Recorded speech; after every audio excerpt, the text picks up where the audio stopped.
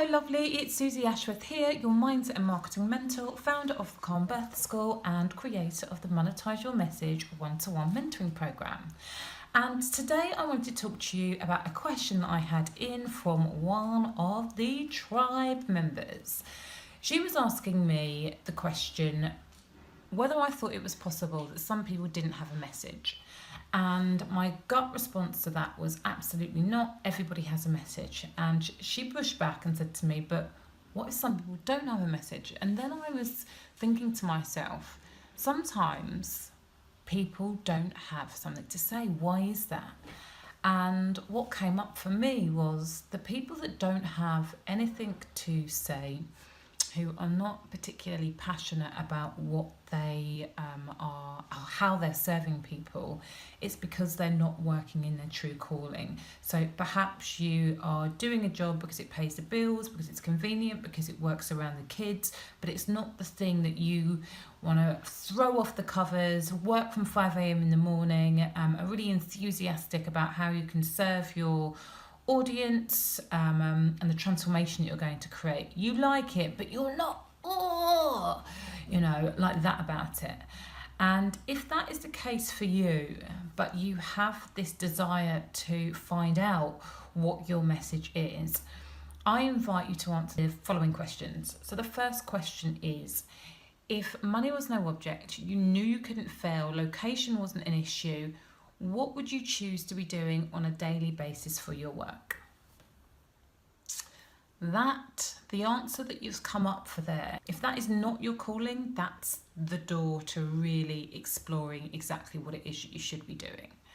The second question is, why do you think that job is important to you?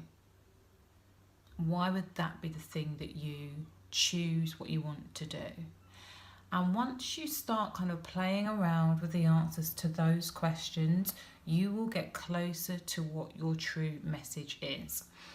The other thing that I have learned through my own realization about what my message is how much of your own life story plays into the things that you want to do on a daily basis.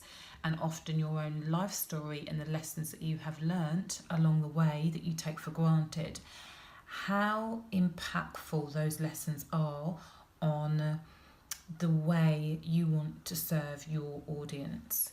Now, not everybody, so some people will say, yeah, well, I love art, and if money wasn't an object, I would be painting for a living, but I'm not good enough. And what Brené Brown says, and I really resonates with me, is that we don't all have to be monetizing our message. If you are an artist, but you really genuinely aren't good enough to make money from it, then do it as a hobby. Make time during your week to sit down and connect with yourself and allow your creativity to pour out onto the canvas or the paper or whatever it is you choose to do. The same might be true or could be said if you are a writer, but you don't feel that you could make your writing work for you as a living, then get a personal blog.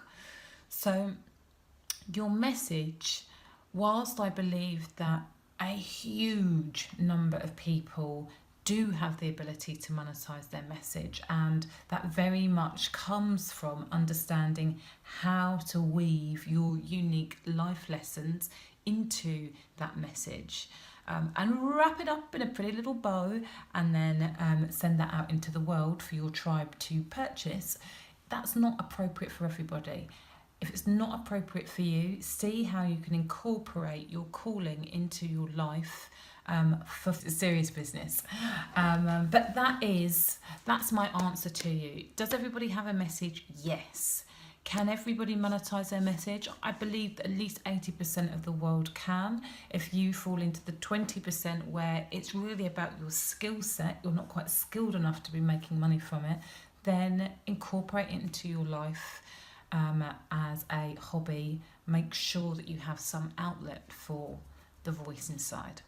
Okay, I hope you find that helpful, and I will see you next time. Remember, faith plus action equals miracles.